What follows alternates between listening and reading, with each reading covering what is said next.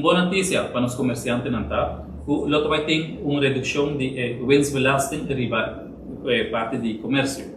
O plano fiscal novo aqui, comércio lo conhece uma barrada de imposto de ganância de companhia. O winstbelasting lo baja de 25% para 22%. E essa aqui é uma boa notícia seguro para comércio. Seguro, ora que nós vamos winstbelasting está baixa, a margem de porcentagem está baixa. Essa aqui que menos botou margem de ganância mais alto. O seguro de forma aqui, a companhia não pode invertir mais na companhia, no negócio, no personal, e assim aqui também tem uma margem de ganância mais alta.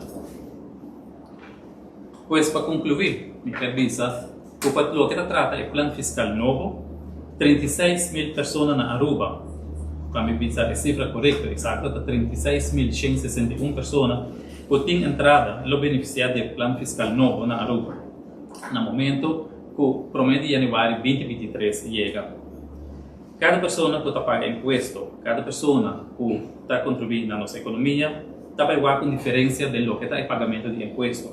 Essa aqui é plano fiscal novo, que segura no benefício tanto de pessoa individual, para comércio, para pensionado, e seguramente para a economia e finanças de nosso país Aruba. De forma para os dois, para estimular uma escala grande de pessoas de diferentes níveis de nossa comunidade e também comércio, de poder de compra, ganância e assim estimular a economia.